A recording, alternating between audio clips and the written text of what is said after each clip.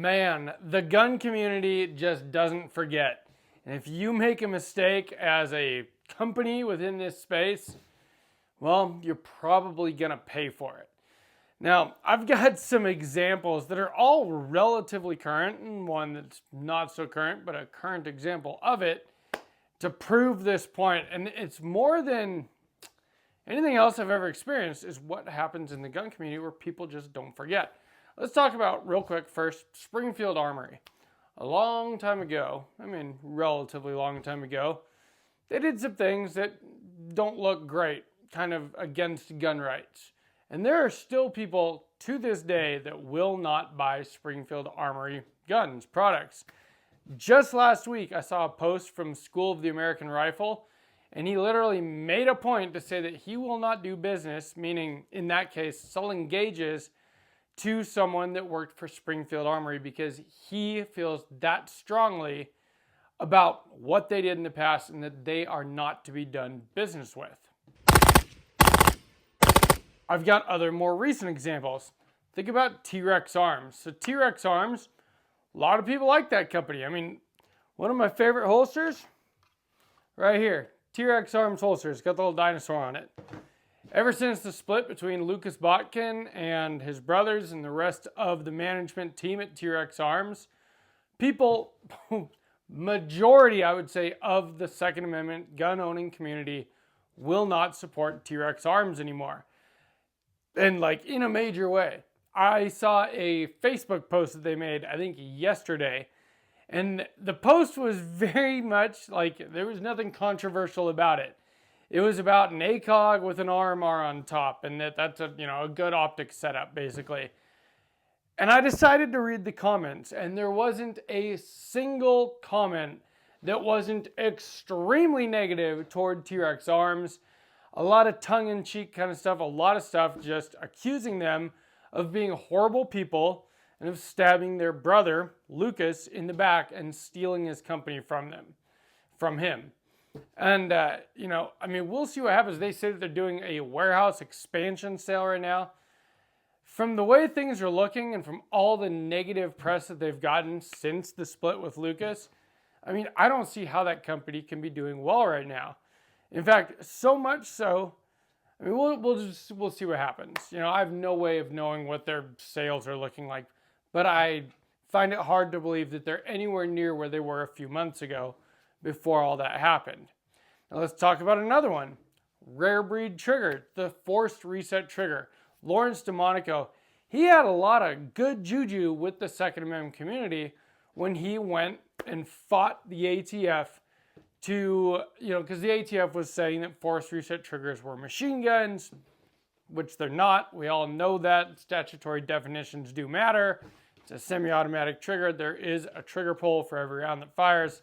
It just fires really fast. Well, he fought the law, and the law didn't really win. He mostly won, depending who you talk to, whether it's a win or not. But, forced reset triggers and super safeties are illegal, mostly because of what Lawrence DeMonico did. But since that happened, he's been sending cease and desists and suing makers of super safeties.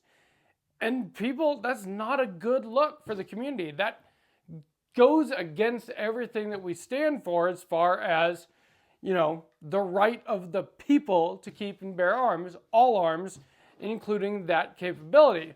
But of course, they want to have a monopoly on a product that they developed, which, to be fair, they do kind of deserve to have, that's what you get a patent for.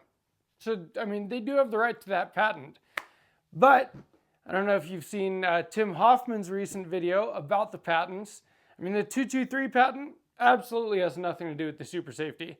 And I think it's the 24, I can't remember what the other one is. The one that they're saying that the super safety infringes on. Well, it doesn't really look like it does if you look deep into it. But they were at GunCon recently. I think it was GunCon, whatever. One of these big, gun trade shows. And they were literally handing out cease and desists where the community was coming together, as a solid community. And he's out there tearing the community down. People don't forget. it was a very bad look for Rare Breed. And then there's Sig Sauer. We'll talk about Sig right after this little ad break here. This video is sponsored by Aura. And I'm sure if you guys have watched my channel for a while, you've seen plenty of Aura ads. They've been sponsoring the channel for well over a year now, which I really appreciate. And the very best way to support me, Sawtooth Tactical, so I can keep getting new cool stuff to make videos about, is by clicking the first link in the description and signing up for Aura. Just today, I was out training this morning with a bunch of guys, and two of the guys who were out there kept getting spam phone calls and complaining about it. This is all I get, are phone calls that I don't want. Well, they wouldn't be getting that if they had Aura. I do have Aura, so I'm not getting those spam phone calls. Aura is only $12 a month, and that is like the number one thing they do. They get your data, your information off the internet where it's being sold to scammers and spammers, and then you don't get spam anymore, and you don't get scam calls anymore. It's totally worth the $12 a month just for that. But they do all of your other online security as well. Literally everything that you can think of that protects you online is under the Aura umbrella. They do it all. And all for that $12 a month instead of paying for each thing separately. They even have an entire team in the US to help you out if you do get scammed. It is 100% worth the money, but you can try it out absolutely free. And this is what helps Sawtooth Tactical by clicking the link down in the description. First link is aura.com/sawtooth-tactical. Click that link. You could try it out for 2 weeks, 14 days, absolutely free. If you don't like it, whatever. If you do, stick with it for $12 a month. I've stuck with it for like a year and a half now. It is totally worth it. So let's now talk about Sig for a minute. The whole P320 fiasco. We've done a number of videos on this channel about it. P320s, going off in people's holsters, going off without a trigger pull, uncommanded discharges, right? And then there was the whole thing with the airman that died. Totally tragic thing. Should have been preventable.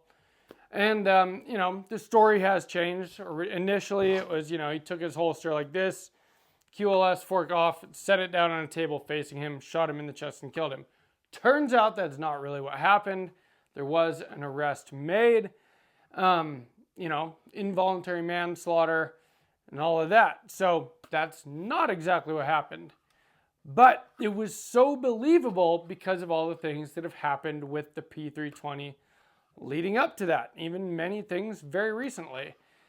So much so that people now will not buy Sig products, and Sig has a lot of good products. I carry a Sig pistol pretty much every day.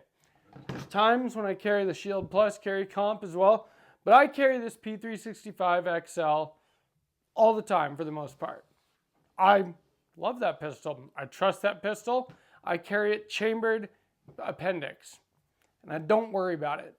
But people are selling or refusing to purchase P365s, P226s, even Sig's new P211. It's their 2011, basically, they came out with. People won't buy Sig products because of the P320. Now, I've just laid out a bunch of examples of companies that have done things that have pissed off the Second Amendment community and the backlash that they've gotten from the community. In a lot of ways, backlash that just will not go away. I want to know what you guys think about it. How much does stuff like that actually matter to you, or does it at all? Or do you just purchase products that you think are good? Like personally me, I'm a very staunch Second Amendment supporter. I'm an absolutist when it comes to the Second Amendment. And I don't have a Rare Breed force reset trigger. I'd love to have one, but I have super safeties. Super safeties are cheaper. They run great. And I think that there's a lot to be said for, having other options in the market. And I don't really think it's right that Rare Breed thinks that they can enforce a patent that wasn't really about the super safety. But at the same time, dude, if Rare Breed sent me a force reset trigger tomorrow, I would happily take it. You know what I mean? I'm not going to stop carrying my P365 just because of what's been happening with the P320. I've got a Springfield 1911 right here, and my Springfield Prodigy should be back later this week from getting ported and Cerakote. So, in a way, I just, and I'm not going to stop using my T-Rex Arms holster. Although, the last 2 holsters I ordered for my battle belt, for this pistol and for that Prodigy that's coming back, I did order from QVO Tactical. Was it because I don't like T-Rex armaments anymore, or was it because QVO had what I needed and what I wanted? I don't know. That's for you to decide. But I want to know what you guys think, because I've just been seeing this a lot lately, that the community just does not forget and does not forgive. The gun community is a cruel mistress. So if you are a company in the Second Amendment space, treat the community right. Don't be an asshole. If you guys enjoyed this video, please give me a like. Make sure you subscribe to Sawtooth Tactical. And from Sawtooth Tactical, stay strapped or get clapped.